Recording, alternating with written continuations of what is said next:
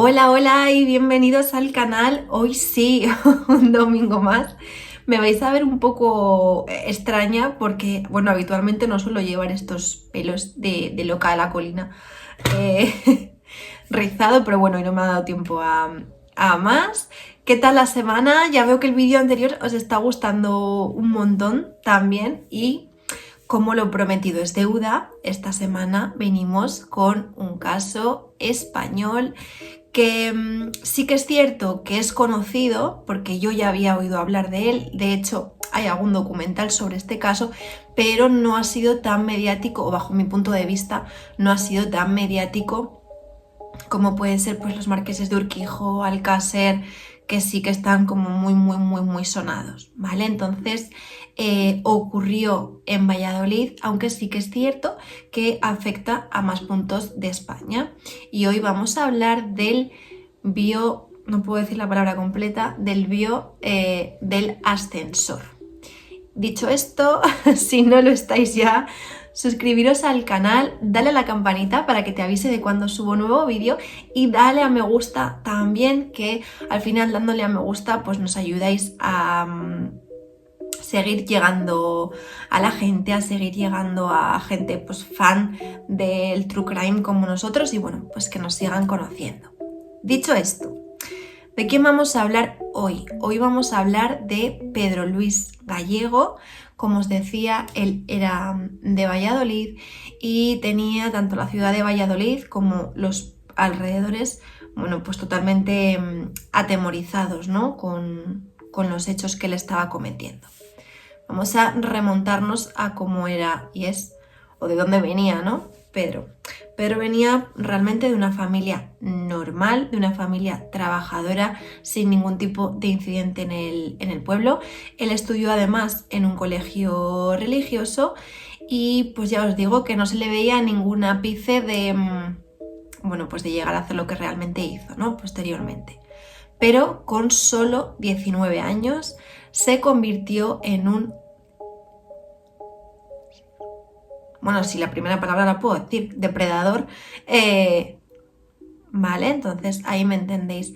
Y va por primera vez a la cárcel en la década de 1970. Como veis, muy jovencito. Siempre que le ha ido a la cárcel ha ido por abusos deshonestos. ¿Por qué se le apoda el bio del ascensor? Bien, cuando Pedro Luis dejó el colegio, dejó los estudios, hizo un curso de mecánica y concretamente sobre motores. Y además de ello, después de hacer este curso, trabajó en una empresa de ascensores. Ambas cosas le hicieron conocer perfectamente cómo poder entrar a los portales, cómo poder bloquear un ascensor y ahí es donde él, bueno, pues llegó a cometer o llegó a intentar cometer sus primeros abusos. Él entra en un psiquiátrico como primera pena, pero lo sorprendente de todo esto es que redime la condena al sacarse el certificado, lo que hoy en día sería la ESO, ¿no? El certificado de ESO, el certificado escolar. Entonces esa pena se redime. Cuando él vuelve a salir a la calle es cuando realmente comienza su carrera delictiva. Y nos vamos a situar en julio de 1962. En julio de 1962, la familia de Leticia Lebrato denuncia su desaparición y aparece su cuerpo en una zona de campo, semienterrado, boca abajo y con las manos atadas. A Leticia se le fue arrebatada la vida por resistirse al abuso de Pedro Luis. Entonces esa era un poco la dinámica que él seguía cuando pues una de estas mujeres se resistía a sus abusos, él las amenazaba y bueno, pues como veis este era el desenlace. Leticia, vamos a hablar también de la víctima o de una de las víctimas, porque creo que es importante también para que esto no se quede, ¿no?, en el olvido. Leticia veraneaba en un pueblo pues muy cercano a Valladolid y aprovechaba también el verano pues para poder sacarse un dinero. Era joven, quería disfrutar, quería salir también con sus amigas y durante el verano trabajaba en un polideportivo cerquita de Valladolid para pues eso, poder sacarse un dinero extra. Ya sabéis que hoy en día no se nos ocurriría ni locos, pero antes sí que estaba como muy de moda el hecho de hacer autostop, y de hecho lo hemos visto en casos muy conocidos como es por ejemplo el crimen de Alcácer. Entonces Leticia, para poder volver a su casa, hizo autostop y esa fue la forma que ella escogió para volver a casa, y así fue como Pedro Luis la encontró y ya, bueno, pues sucedió pues todo. Ella se resistió al abuso y bueno, pues posteriormente él le quitó la vida. Nos vamos a ir, en este caso, pasamos unos años y nos vamos a ir porque estamos hablando de hechos que sí que están contrastados y que sí que están juzgados, por así decirlo, pero se sabe o se intuye que en este periodo de años hubo más abusos que no están denunciados, pues muchas veces por vergüenza, ¿no?, de las propias víctimas. Aunque se sabe que hubo más, vamos a hablar de los que están juzgados y constatados. Entonces, de 1962 nos vamos a ir a 1992. Pedro Luis amplía su ratio de acción y se marcha de Valladolid a Burgos, y ahí es donde encuentra a su segunda víctima, como os digo, reconocida, Marta Obregón. A Marta Obregón, el cuerpo de Marta Obregón lo encuentra un camionero que iba de ruta, hizo una parada y encontró el cuerpo en un descampado. Marta era una chica muy jovencita de unos 22 años que estudiaba periodismo. Pedro Luis la vio en Burgos, se la llevó a un paraje y siguió el mismo proceso que había seguido realmente con Leticia. Él llegó a confesar que había acabado con la vida tanto de Leticia como de Marta, pero realmente cómo le cogieron, ¿no? Porque el periodo de años es amplio, a una chica la encuentran en Valladolid, a otra la encuentran en Burgos. ¿Cómo se llega a la conclusión de que era la misma persona? Bueno, pues sí que es cierto que Pedro Luis estaba en el punto de mira de la policía desde hacía bastante tiempo, y ellos sabían que él no estaba en Valladolid. Llegó un momento que la policía pues le pinchó el teléfono y ahí descubrieron una conversación con su madre, porque sí que es cierto que se sabe que la familia además lo tenía como muy protegido, muy sobreprotegido, y se descubre una conversación con su madre en la que ella pues le dice que le van a girar una buena parte de dinero para que bueno, pues pueda seguir subsistiendo, y lo encuentran en La Coruña. Después de Marta, él siguió operando en ese mismo año, en 1992, y se le atribuyen hasta 9 bio y 2 intentos de estas bio. Aunque se cree, como os decía, que hubo bastantes más. O sea, esto es lo que se sabe, pero se cree que en ese periodo de años, incluso en ese mismo año, en 1992, antes de que lo cogieran, hubo muchísimas más, pero que no se denunciaron por propia vergüenza de las mujeres que habían sido agredidas, o incluso yo creo que también por miedo, ¿no?, a que pues no se las creyese o que no se las tuviese en cuenta.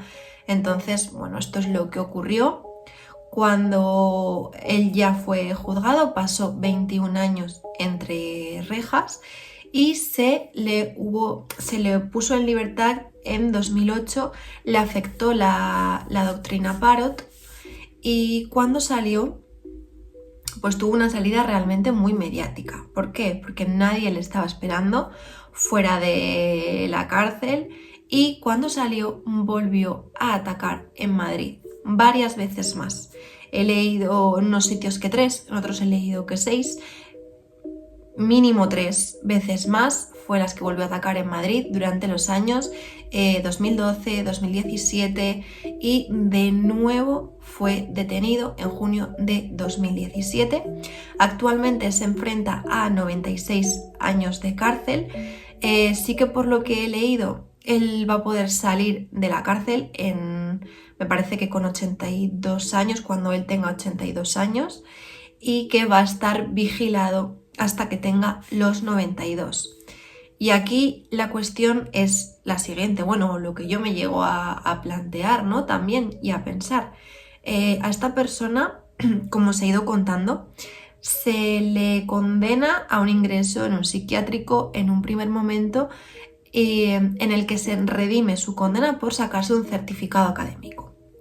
Vuelve a actuar. Vuelve a ser condenado a ir a la cárcel por, como os decía, pues por estos dos hechos que además le condenaron a muchísimos más años, pero la pena se rebajó, vuelve a salir de la cárcel, además no hace mucho, y vuelve a actuar. Ahora mismo se ve que la condena es mucho más amplia, pero yo creo que cuando tú ya has cumplido condena un par de veces y vuelves a cometer el mismo delito, pues bueno, al final ahí la reinserción, no sé qué deciros, no sé qué opináis también vosotros. En los juicios se sabe, porque desde la asociación Clara Campoamor he leído, bueno, y he visto entrevistas que además han colaborado en los juicios, pues acompañando a las familias de las víctimas, por supuesto. Y en los juicios él realmente en la mayoría se declara inocente, dice que él no tiene la culpa, pero luego sí que es cierto que él dice que es una víctima de él mismo, que él no, como sí que es consciente cuando lo hace, pero que no sabe a raíz de qué vienen esos pensamientos ni por qué hace eso, entonces él se considera una víctima de él mismo. Como os digo, ahora mismo él está en la cárcel, va a estar en la cárcel bastantes años más, porque los últimos delitos cometidos además han sido hace poco, pero yo creo que se tendría que revisar un poco, ¿no? Esto de cumplo condena, salgo, vuelvo a delinquir, cumplo condena, salgo, bueno, pues puedo llegar a entender que por una condena de que igual has robado 3 barras de pan, pues pueda salir a la calle, ¿no? Pero con cosas así, haciendo daño a terceros y siendo la prueba que ya hemos salido una vez y ha vuelto a pasar lo mismo, pues bueno, creo que sí que se tendría que revisar. No sé qué opináis vosotros. He leído también en las noticias que, pues bueno, que sí que dio un susto en la cárcel porque se hizo daño, pero bueno, que está fuera de peligro, fue además hace poco. Y esto es todo lo que se sabe, ¿no?, de este caso. Hay un documental que echaron en la ITV muy bueno y muy completo también de este caso, que os animo a verlo, lo tenéis en YouTube. Y pues como os digo siempre, comentarme, decirme si lo conocíais, si no. La verdad que es un caso duro y para ser tan mediático o como para arrastrar a tantas víctimas, yo no lo he oído mucho y considero que, jolín, también hay que darle, bueno, pues visibilidad, ¿no? Sobre todo por las víctimas. Así que este es el vídeo de este domingo, espero que os haya gustado, decirme, como os decía antes, si lo conocíais, si no, nos vemos el próximo domingo con un nuevo vídeo. Dejo a la duda si va a ser nacional en España o si va a ser de fuera de España.